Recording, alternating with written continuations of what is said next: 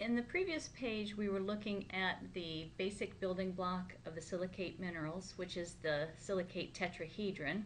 We're going to talk about that on this video clip, and we're also going to try to show what the basic structure of one group of silicate minerals is, and that's the group that I call the isolated tetrahedral silicates.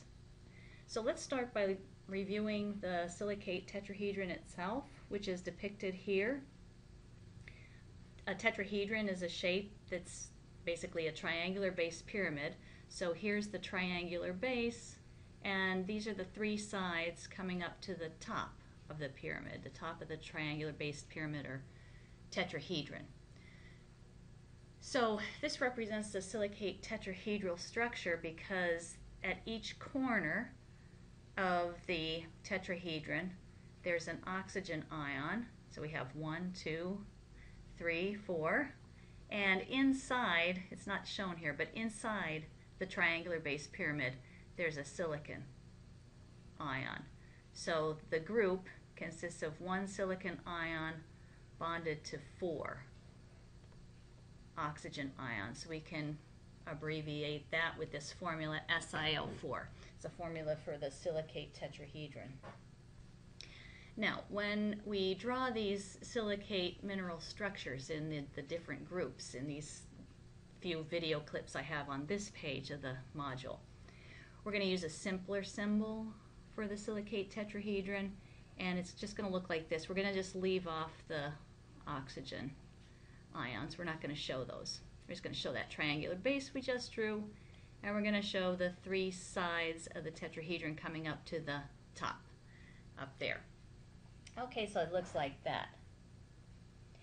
Now, this first group of silicate minerals, the isolated silicates, I call them isolated because the tetrahedral groups, the silica tetrahedral building blocks, are not linked to each other at all. They're isolated from each other.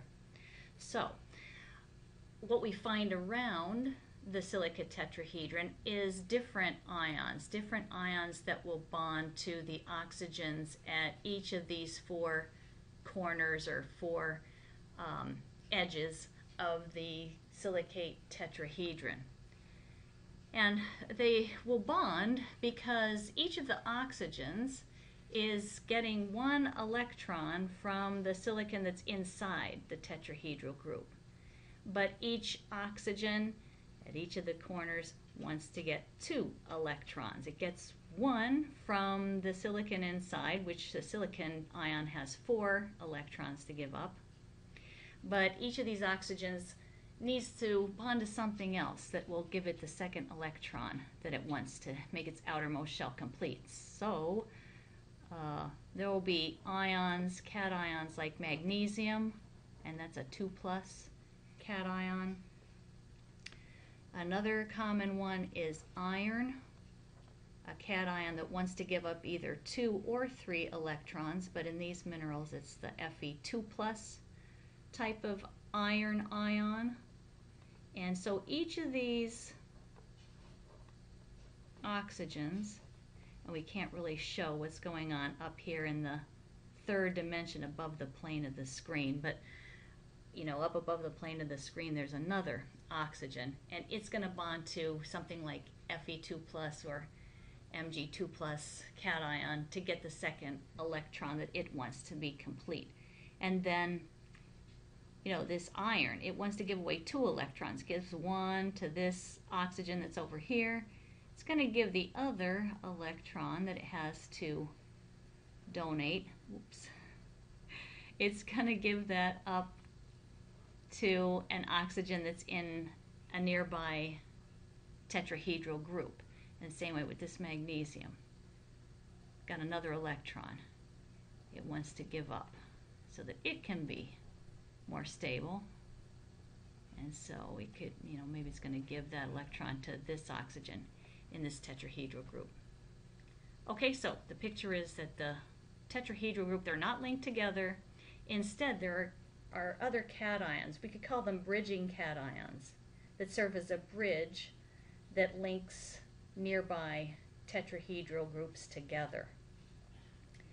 And we got to remember that's happening all around each of these silicate tetrahedra.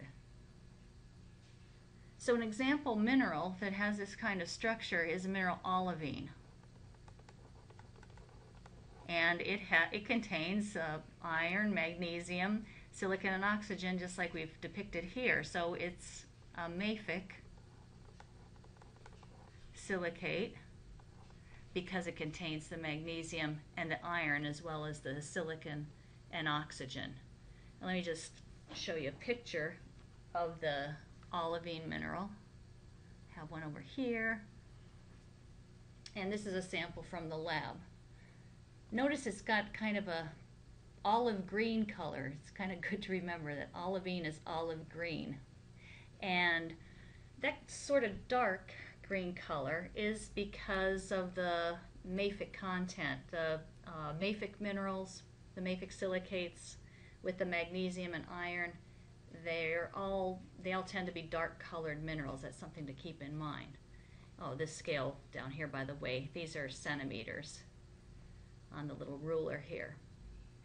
Okay, so we'll talk in the lab about some of the characteristics of olivine, like that it doesn't have cleavage. Cleavage refers to relatively smooth and flat breakage surfaces in minerals, and we'll talk about how that's related to olivines being an isolated tetrahedral silicate.